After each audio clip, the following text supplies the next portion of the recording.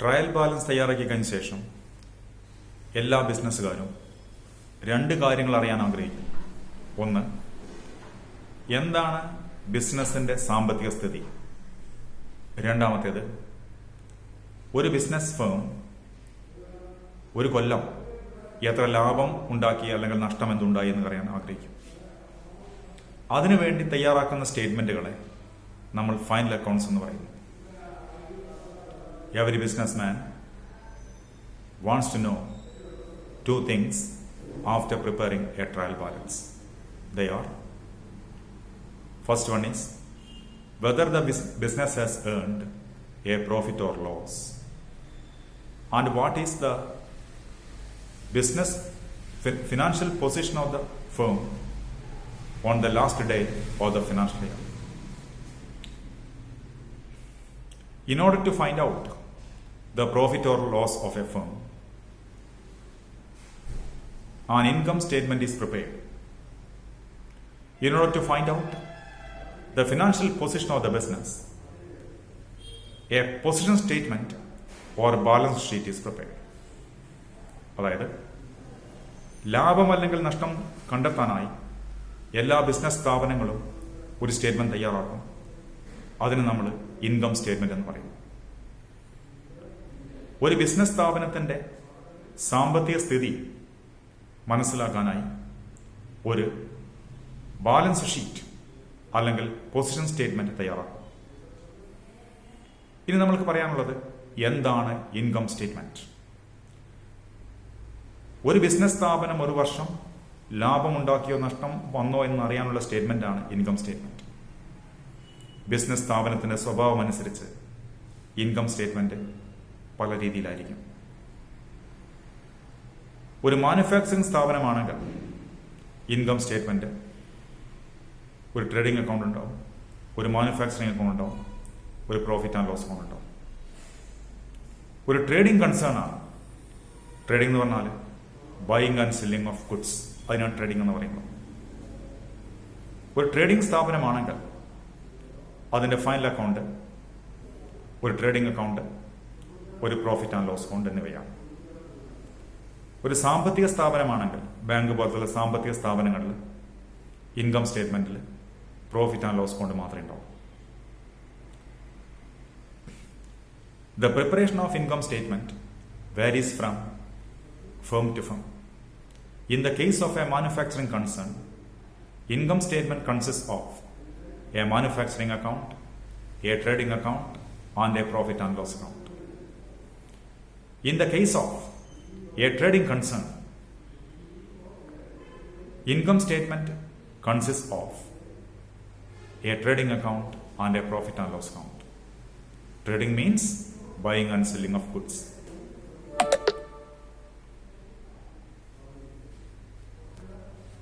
In the case of finance companies or banking institutions, the income statement contains only one statement called profit and loss account. In the case of joint stock companies, the income statement contains a trading account, a profit and loss account, and a profit and loss appropriation account. ഇനി എന്താണ് position statement എന്ന് പറയാം. ഒരു സാമ്പത്തിക വർഷത്തിന്റെ അവസാനത്തിൽ ഒരു business സ്ഥാപനത്തിന്റെ സാമ്പത്തിക സ്ഥിതി വിലയിരുത്താനുള്ള സ്റ്റേറ്റ്മെന്റ് ആണ് ബാലൻസ് ഷീറ്റ് അല്ലെങ്കിൽ പൊസിഷൻ സ്റ്റേറ്റ്മെന്റ്. ഇത് അസറ്റിന്റെയും ലയബിലിറ്റിന്റെയും ഒരു സ്റ്റേറ്റ്മെന്റ് ആണ്. റൈറ്റ് ഹാൻഡ് സൈഡിൽ അസറ്റും ലെഫ്റ്റ് ഹാൻഡ് സൈഡ് ലയബിലിറ്റി എഴുതും.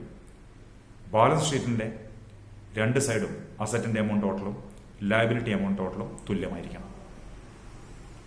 ഇനി നമ്മൾക്ക് പറയാനുള്ളത് ട്രേഡിംഗ് അക്കൗണ്ട് ആണ്. ട്രേഡിംഗ് അക്കൗണ്ട് എന്നാണ് പറയുന്നത്. Trading means buying and selling of goods. Trading account is a nominal account. Trading account is debited with opening stock, purchases less purchase returns, and direct expenses. Trading account is credited with net sales, that is sales minus sales returns and closing stock. If credit side of the trading account is more than the debit side, the difference is called gross profit. On the other hand, if debit side of trading account is more than the credit side, the difference is called gross loss. അതായത് trading account ഒരു nominal അക്കൗണ്ടാണ്. Trading അക്കൗണ്ടിൻ്റെ columns എന്ന് പറഞ്ഞാൽ left hand side debit ആണ്, right hand side credit ആണ്. Left hand സൈഡിൽ particulars, amount എന്നീ കോളങ്ങൾ വേണം. റൈറ്റ് ഹാൻഡ് സൈഡിൽ പർട്ടിക്കുലേഴ്സ്, എമൗണ്ട് കോളങ്ങൾ വേണം. ട്രേഡിംഗ് അക്കൗണ്ട് ഡെബിറ്റ് ചെയ്യുന്നത് ഡെബിറ്റ് സൈഡിൽ എഴുതേണ്ട ഐറ്റംസ് ഒന്ന്, ആദ്യം എഴുതേണ്ടത് ഓപ്പണിംഗ് സ്റ്റോക്ക് എഴുതണം. രണ്ടാമത് പർച്ചേസസ് ലെസ് പർച്ചേസ് റിട്ടേൺസ്. മൂന്നാമത് ഡയറക്റ്റ് എക്സ്പെൻസസ്. ക്രെഡിറ്റ് സൈഡിൽ sales less sales returns, closing stock എന്നിവ എഴുതണം. ട്രേഡിംഗ് അക്കൗണ്ട് ക്രെഡിറ്റ് സൈഡ് കൂടുതലാണെങ്കിൽ, ഡെബിറ്റ് സൈഡിലേക്കാണ് കൂടുതലാണെങ്കിൽ ആ വ്യത്യാസം നമ്മൾ ഗ്രോസ് പ്രോഫിറ്റ് എന്ന് പറയും. ഈ ഗ്രോസ് പ്രോഫിറ്റ് ഡെബിറ്റ് സൈഡിൽ നമ്മൾ എഴുതണം. To gross profit carry down എന്ന് പറഞ്ഞിട്ട് എഴുതാം, അല്ലെങ്കിൽ to gross profit transfer to profit and loss എന്ന് പറഞ്ഞിട്ട് എഴുതാം. ഇനി ട്രേഡിംഗ് അക്കൗണ്ട് ഡെബിറ്റ് സൈഡാണ് കൂടുതൽ ക്രെഡിറ്റ് സൈഡിനേക്കാളും എങ്കിൽ അതിനെ ഗ്രോസ് ലോസ് എന്ന് പറയും. ഈ ഗ്രോസ് ലോസ് ട്രേഡിംഗ് അക്കൗണ്ടിന്റെ ക്രെഡിറ്റ് സൈഡിൽ by gross loss carry down എന്ന് പറഞ്ഞ് എഴുതാം, അല്ലെങ്കിൽ by gross loss transfer to profit and loss എന്ന് പറഞ്ഞ് എഴുതാം. ഇനി ഇതിൽ പറഞ്ഞ ഐറ്റം നിങ്ങൾക്ക് മനസ്സിലായിട്ടുണ്ടാവുക. What is direct expenses? Direct expenses എന്താണ്? The expenses incurred for or attributable to making the goods in a saleable condition are called direct expenses. ഗുഡ്സിനെ സെയിലബിൾ കണ്ടീഷൻ ആക്കി മാറ്റുന്നവരെയുള്ള ചെലവുകളെ നമ്മൾ ഡയറക്റ്റ് എക്സ്പെൻസസ് എന്ന് പറയുന്നു.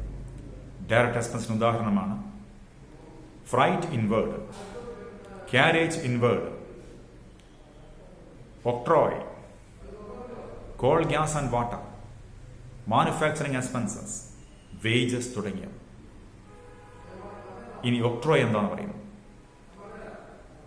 നമ്മൾ നമ്മുടെ ഗോഡൌണിലേക്ക് അല്ലെങ്കിൽ ഷോപ്പിലേക്ക് ഗുഡ്സ് കൊണ്ടുവരുമ്പോൾ മുനിസിപ്പൽ അധികാര പരിധി കടക്കുമ്പോൾ മുനിസിപ്പാലിറ്റി കൊടുക്കേണ്ട ടാക്സിനെയാണ് നമ്മൾ ഒക്ട്രോയ് എന്ന് പറയുന്നത്. അപ്പോൾ ഡയറക്റ്റ് എക്സ്പെൻസിന്റെ പ്രധാനപ്പെട്ട ഉദാഹരണങ്ങളാണ് ഒന്ന് വേജസ്, രണ്ടാമത്തെ ക്യാരേജ് ഇൻവേർഡ്, മൂന്നാമത്തെ മാനുഫാക്ചറിംഗ് എക്സ്പെൻസസ്, മറ്റൊന്ന് കോൾ, ഗ്യാസ് ആൻഡ് വാട്ടർ. പിന്നെ ഇമ്പോർട്ട് ചെയ്യുന്ന എക്സ്പെൻസുകളുണ്ടോ, കസ്റ്റംസ് ഡ്യൂട്ടി, ഇമ്പോർട്ട് ഡ്യൂട്ടി തുടങ്ങിയവ ഡയറക്റ്റ് എക്സ്പെൻസ് ആണ്. ട്രേഡിംഗ് അക്കൗണ്ട് തയ്യാറാക്കിയതിനു ശേഷം നമ്മൾ അടുത്ത തയ്യാറാക്കേണ്ട സ്റ്റേറ്റ്മെന്റ് ആണ് profit and loss account. Profit and loss അക്കൗണ്ടും ഒരു നോമിനൽ അക്കൗണ്ടാണ്. ഡെബിറ്റ് സൈഡിൽ എല്ലാ ഇൻഡയറക്റ്റ് എക്സ്പെൻസും, ക്രെഡിറ്റ് സൈഡിൽ അതർ ഇൻകംസും നമ്മൾ കാണിക്കണം. Profit and loss account form നമ്മൾ ഹെഡിങ് കൊടുക്കേണ്ടത് profit and loss account for the year ended എന്ന് പറഞ്ഞിട്ടാണ്. For the year ended 31 December 2010. അതേ രീതിയിൽ നമ്മൾ ഹെഡിങ് കൊടുക്കണം. ട്രേഡിംഗ് അക്കൗണ്ടിൽ കാണിക്കാത്ത മറ്റുള്ള എക്സ്പെൻസിന് നമ്മൾ ഇൻഡയറക്റ്റ് എക്സ്പെൻസ് എന്ന് പറയും. ഈ indirect expense profit and loss account debit ചെയ്യണം. അതായത് salary, advertising expense, carriage outward, freight outward, printing and stationery, postage and telegram, telephone charges, electricity and water charges, bad debts, discount allowed തുടങ്ങിയ എക്സ്പെൻസുകൾ നമ്മൾ profit and loss കൊണ്ട് debit ചെയ്യും. കൂടാതെ trading അക്കൗണ്ടിൽ gross loss ആണെങ്കിൽ അത് പ്രോഫിറ്റ് ആൻഡ് ലോസ് കൊണ്ടിൽ ആദ്യം to gross loss brought down എന്ന് പറഞ്ഞ് എഴുതാം. Profit and loss account credit ചെയ്യുന്ന ഐറ്റംസ് അതർ ഇൻകംസ് ആണ്. അതുകൂടാതെ ട്രേഡിംഗ് അക്കൗണ്ടിൽ ഗ്രോസ് പ്രോഫിറ്റ് ആണെങ്കിൽ ആ ഗ്രോസ് പ്രോഫിറ്റ് ആദ്യം പ്രോഫിറ്റ് ആൻഡ് ലോസ് അക്കൗണ്ടിൽ by gross profit brought down എന്ന് പറഞ്ഞ് ക്രെഡിറ്റ് ചെയ്യണം. അതിനുശേഷം മറ്റുള്ള ഇൻകംസ് എഴുതണം. Commission received, rent received, rent from subletting, ഇതേ ഡിസ്കൗണ്ട് റിസീവ്ഡ് തുടങ്ങിയ ഇൻകംസ് നമ്മൾ ക്രെഡിറ്റ് ചെയ്യും. പ്രോഫിറ്റ് ആൻഡ് ലോസ് അക്കൗണ്ട് തയ്യാറാക്കുന്നത് ബിസിനസിന്റെ നെറ്റ് ഓപ്പറേറ്റിംഗ് റിസൾട്ട് കണക്കാക്കാനാണ്. Profit and loss account credit side debit സൈഡേക്കാൾ കൂടുതലാണെങ്കിൽ നമ്മൾ അതിന് നെറ്റ് പ്രോഫിറ്റ് എന്ന് പറയുന്നു.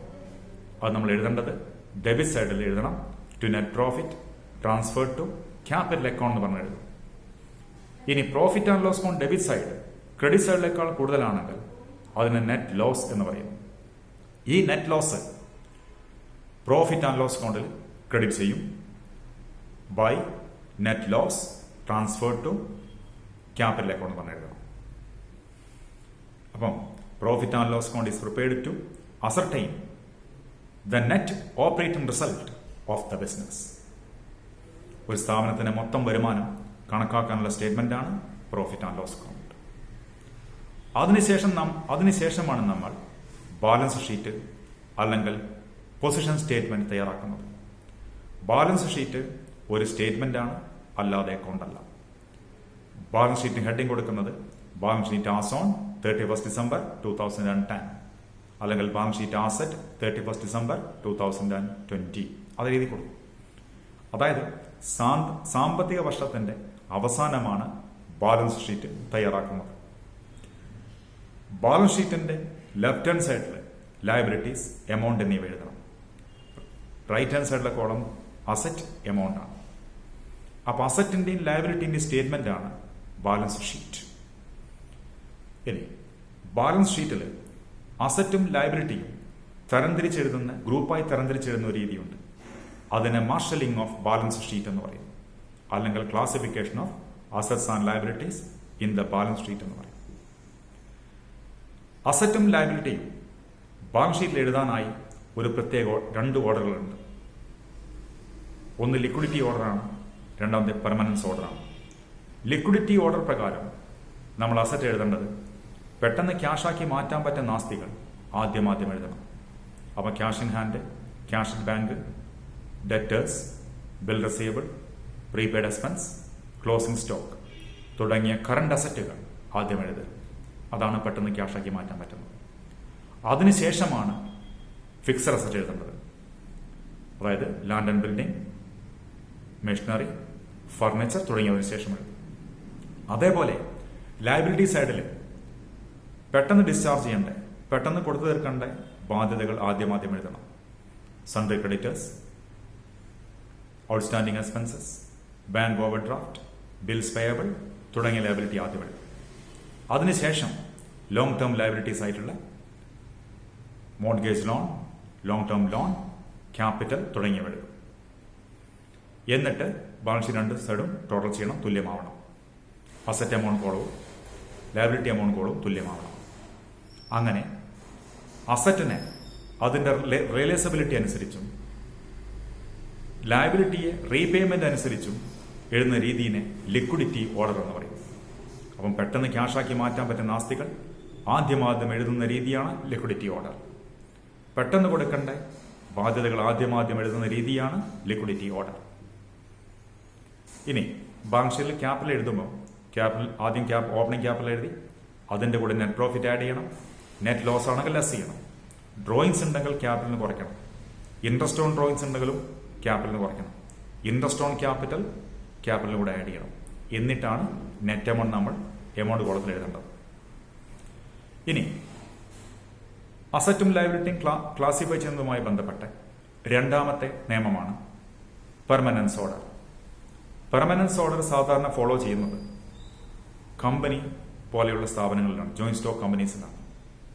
അതായത് ഫിക്സഡ് അസറ്റുകൾ ആദ്യം എഴുതുകയും കറണ്ട് അസറ്റ് പിന്നീട് എഴുതും.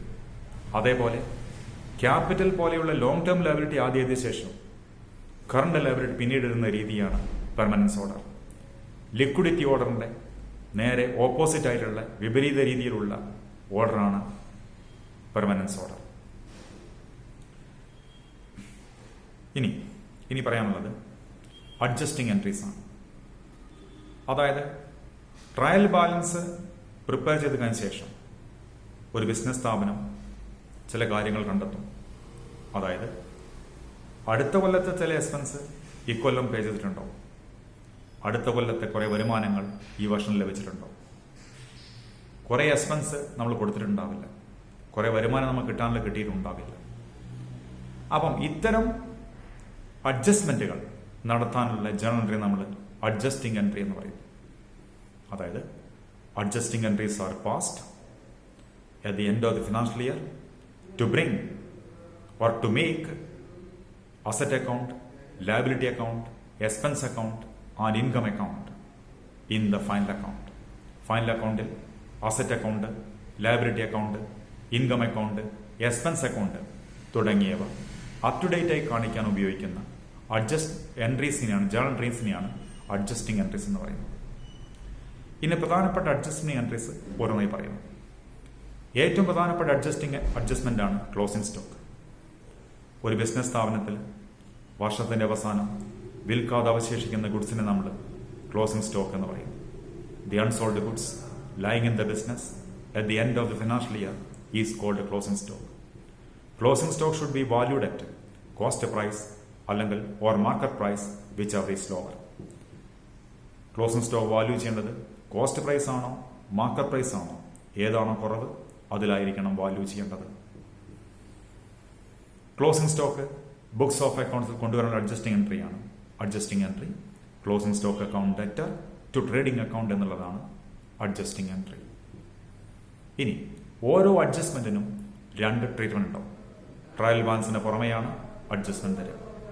ക്ലോസിംഗ് സ്റ്റോക്കിന്റെ ഒന്നാമത്തെ അഡ്ജസ്റ്റ്മെന്റ് ക്ലോസിംഗ് സ്റ്റോക്ക് ട്രേഡിംഗ് അക്കൗണ്ടിൽ കാണിക്കണം, ക്രെഡിറ്റ് സൈഡിൽ. ക്ലോസിംഗ് സ്റ്റോക്കിന്റെ എമൗണ്ട് ക്രെഡിറ്റ് സൈഡിൽ ട്രേഡിംഗ് അക്കൗണ്ടിൽ കാണിക്കുക. രണ്ടാമത്തേത് ക്ലോസിംഗ് സ്റ്റോക്ക് ബാലൻസ് ഷീറ്റിൽ അസറ്റ് സൈഡിൽ അതേ എമൗണ്ട് എഴുതണം. ഇനി ചിലപ്പോൾ പർച്ചേസുമായി അഡ്ജസ്റ്റ് ചെയ്തിട്ട് ക്ലോസിംഗ് സ്റ്റോക്ക് ട്രയൽ ബാലൻസ് തരും. അങ്ങനെ ക്ലോസിംഗ് സ്റ്റോക്ക് ട്രയൽ ബാലൻസ് തന്നു കഴിഞ്ഞാൽ അത് നമ്മൾ നേരെ ബാലൻസ് ഷീറ്റിൽ മാത്രം ഷോ ചെയ്താൽ മതി, കാണിച്ചാൽ മതി, അല്ലാതെ ട്രേഡിംഗ് അക്കൗണ്ടിൽ എഴുതാൻ പാടില്ല. അപ്പോൾ ഒന്നാമത്തെ അഡ്ജസ്റ്റ്മെന്റ് കഴിഞ്ഞു. ഇനി രണ്ടാമത്തെ അഡ്ജസ്റ്റ്മെന്റ് ആണ് outstanding expenses. An expense which is due but not paid during the financial year is called outstanding expenses. നമ്മളൊരു എമൗണ്ട് കൊടുക്കാനുണ്ട്, അത് കൊടുത്തിട്ടില്ല, അതിന് ഔട്ട്സ്റ്റാൻഡിംഗ് എക്സ്പെൻസ് എന്ന് പറയുന്നത്. ഉദാഹരണം പറഞ്ഞു കഴിഞ്ഞാൽ ഒരു ജീവനക്കാരന് 1000 രൂപ വീതം സാലറി കൊടുക്കുകയാണ്. നമ്മൾ ഇതുവരെ 10,000 രൂപയെ സാലറി കൊടുത്തിട്ടുള്ളൂ. അത് ട്രയൽ ബാലൻസ് ഉണ്ടാവും. സാലറി അക്കൗണ്ട് എന്ന് പറഞ്ഞാൽ ഡെബിറ്റ് സൈഡിൽ 10,000 ഉണ്ടാവും. അപ്പോൾ 2,000 രൂപ ഇനിയും കൊടുക്കാനുണ്ട്. അതിന് നമ്മൾ ഔട്ട്സ്റ്റാൻഡിംഗ് സാലറി എന്ന് പറയുന്നു. Profit and loss account prepare ചെയ്യുമ്പോൾ നമ്മൾ ഡെബിറ്റ് സൈഡിൽ ടു സാലറി എന്ന് എഴുതും. ട്രയൽ ബാലൻസിലെ എമൗണ്ട് 10,000. ആഡ് ഔട്ട്സ്റ്റാൻഡിംഗ് സാലറി പെർട്ടിക്കുലേഴ്സിൽ എഴുതണം 2,000. ഔട്ടർ കോളത്തിൽ 12,000 എഴുതി. ഈ ഔട്ട്സ്റ്റാൻഡിംഗ് സാലറി നമ്മൾക്കൊരു ബാധ്യതയായതുകൊണ്ട് അത് ബാലൻസ് ഷീറ്റിന്റെ ലയബിലിറ്റി സൈഡിൽ ഔട്ട്സ്റ്റാൻഡിംഗ് സാലറി എന്ന് പറഞ്ഞ് 2,000 എഴുതണം. അപ്പോൾ ഒന്നുകൂടി പറയുന്നു, ഒരു എക്സ്പെൻസ് ഡ്യൂ ആയിട്ടുണ്ട്, അത് കൊടുത്തിട്ടില്ല, കൊടുക്കാനുള്ള എക്സ്പെൻസ് ആണ്, അത് നമ്മൾ ഔട്ട്സ്റ്റാൻഡിംഗ് എക്സ്പെൻസ് എന്ന് പറയും. ഔട്ട്സ്റ്റാൻഡിംഗ് എക്സ്പെൻസ് ബുക്സ് ഓഫ് അക്കൗണ്ട്സിലേക്ക് കൊണ്ടുവരാനുള്ള അഡ്ജസ്റ്റിംഗ് എൻട്രിയാണ്. Particular expense account debtor to outstanding expense account. Particular expense account debtor to outstanding expense account. ഇനി ഇതിന്റെ അക്കൗണ്ടിംഗ് ട്രീറ്റ്മെന്റ് എന്താണെന്ന് നോക്കാം. രണ്ട് ട്രീറ്റ്മെന്റ് ആണ് വരിക. അതായത് number A, the amount of outstanding expenses should be added with the particular expense and should be shown on the trading account or profit and loss account. അതായത് ഏത് എക്സ്പെൻസാണ് നമ്മൾ കൊടുക്കാനുള്ളത് ആ എക്സ്പെൻസിന്റെ കൂടെ ആഡ് ചെയ്ത് ട്രേഡിംഗ് അക്കൗണ്ടിലോ പ്രോഫിറ്റ് ആൻഡ് ലോസ് അക്കൗണ്ടിലോ കാണിക്കണം. രണ്ടാമത്തെ treatment, the amount of outstanding expenses should be shown as a liability on the liability side of the balance sheet. അപ്പോൾ രണ്ട് അഡ്ജസ്റ്റ്മെന്റ് കഴിഞ്ഞു. ഇനി മൂന്നാമത്തെ അഡ്ജസ്റ്റ്മെന്റ് ആണ് അക്രൂഡ് ഇൻകം. നമുക്കൊരു വരുമാനം കിട്ടാനുണ്ട്, അത് കിട്ടിയിട്ടില്ല. അതിനെയാണ് നമ്മൾ അക്രൂഡ് ഇൻകം അല്ലെങ്കിൽ ഇൻകം റിസീവബിൾ അല്ലെങ്കിൽ ഔട്ട്സ്റ്റാൻഡിംഗ് ഇൻകം എന്ന് പറയുന്നത്. പ്രോഫിറ്റ് ആൻഡ് ലോസ് അക്കൗണ്ട് തയ്യാറാക്കുമ്പോൾ ഏത് ഇൻകമാണ് നമുക്ക് കിട്ടാനുള്ളത് ആ income profit and loss account credit സൈഡിൽ പർട്ടിക്കുലർ ഇൻകത്തിന്റെ കൂടെ ആഡ് ചെയ്ത് കാണിക്കുക. ബാലൻസ് ഷീറ്റിൽ അക്രൂഡ് ഇൻകം ഒരു അസറ്റ് ആയതുകൊണ്ട് അസറ്റ് എഴുതി വേണം. ഇതിന്റെ adjusting entry accrued income account debtor to income account എന്നുള്ളതാണ്. ഉദാഹരണമായിട്ട് നമ്മുടെ ബിസിനസ് സ്ഥാപനത്തിന് ഒരു ബാങ്കിൽ ഡിപ്പോസിറ്റ് ഉണ്ട്, 1,00,000 രൂപ ഡിപ്പോസിറ്റ് ഉണ്ട്. 10% ആ ഡിപ്പോസിറ്റിന്റെ പലിശ നിരക്ക്. അപ്പോൾ ഒരു കൊല്ലം 1,00,000 ഇൻറ്റു 10/100 10,000 രൂപ നമുക്ക് ഇൻട്രസ്റ്റ് ഇനത്തിൽ ലഭിക്കണം. ട്രയൽ ബാലൻസിൽ 4,000 രൂപ മാത്രമേ ഇൻട്രസ്റ്റ് റിസീവ്ഡ് കാണിച്ചിട്ടുള്ളൂ. അപ്പോൾ 6,000 രൂപ ഇനിയും ലഭിക്കാനുണ്ട്. പ്രോഫിറ്റ് ആൻഡ് ലോസ് അക്കൗണ്ട് തയ്യാറാക്കുമ്പോൾ by interest trial balance amount ആദ്യം എഴുതുക 4000, ആഡ് ഇൻട്രസ്റ്റ് അക്രൂഡ് 6000 എഴുതുക, ടോട്ടൽ ഔട്ടർ കൊടുത്ത് 10000 എഴുതുക. അതേപോലെ ബാലൻസ് ഷീറ്റ് തയ്യാറാക്കുമ്പോൾ അക്രൂഡ് ഇൻട്രസ്റ്റ് എന്ന് പറഞ്ഞ് 6000 രൂപ നമ്മൾ ഈ 6000 കിട്ടാനുള്ളത് അസറ്റ് സൈഡ് കാണിക്കണം. ഈ അക്രൂഡ് ഇൻട്രസ്റ്റും ഔട്ട്സ്റ്റാൻഡിംഗ് എക്സ്പെൻസ് തുടങ്ങിയ അക്കൗണ്ടുകൾ പേഴ്സണൽ അക്കൗണ്ടുകളാണ്. കാരണം ഒരാൾക്ക് ലഭിക്കാനുള്ളതോ ഒരാൾക്ക് നൽകാനുള്ളതോ ആണ്. അതുകൊണ്ടാണ് അത് അങ്ങനെ വരുന്നത്. ഇനി മൂന്നാമത്തെ ടൈപ്പ്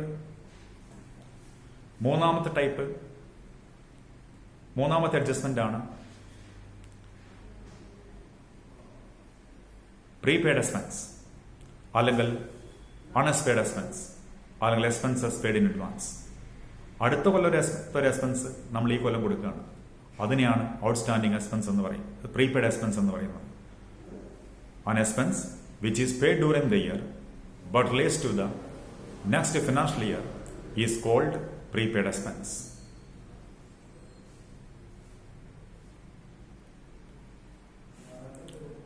പ്രീപെയ്ഡ് എക്സ്പെൻസ് ഏത് എക്സ്പെൻസ് ആണ് നമ്മൾ മുൻകൂട്ടി അടയ്ക്കുന്നത് അതിൽ നിന്നും കുറയ്ക്കണം. ട്രേഡിംഗ് അക്കൗണ്ടിൽ നിന്നും അല്ലെ പ്രോഫിറ്റ് ആൻഡ് ലോസ് അക്കൗണ്ടിൽ നിന്നും. കൂടാതെ ബാലൻസ് ഷീറ്റ് തയ്യാറാക്കുമ്പോൾ പ്രീപെയ്ഡ് എക്സ്പെൻസ് ഒരു അസറ്റായി കാണിക്കണം. ഇതാണ് ഇതിന്റെ ഇനി അഡ്ജസ്റ്റിംഗ് എൻട്രി പറയുന്നു. Prepaid expense account debtor to particular expense account എന്നുള്ളതാണ് ഇതിന്റെ അഡ്ജസ്റ്റിംഗ് എൻട്രി. പ്രീപെയ്ഡ് എക്സ്പെൻസ് ഇപ്പോൾ ഇൻഷുറൻസ് 1200 രൂപ നമ്മൾ അടച്ചു, അതിൽ 1000 രൂപ മാത്രമേ ഇക്കൊല്ലത്തേ ഉള്ളൂ, 200 രൂപ അടുത്ത കൊല്ലത്തേക്കുള്ളതാണ്. അപ്പം പ്രോഫിറ്റ് ആൻഡ് ലോസ് അക്കൗണ്ട് തയ്യാറാക്കുമ്പോൾ to insurance 1200 less paid in advance 200, outer കോളത്തിൽ 1000 എഴുതണം. ഇതേപോലെ പ്രീപെയ്ഡ് ഇൻഷുറൻസ് എന്ന് പറഞ്ഞാൽ 200 രൂപ ബാലൻസ് ഷീറ്റിന്റെ അസറ്റ് കാണിക്കുന്നതാണ്.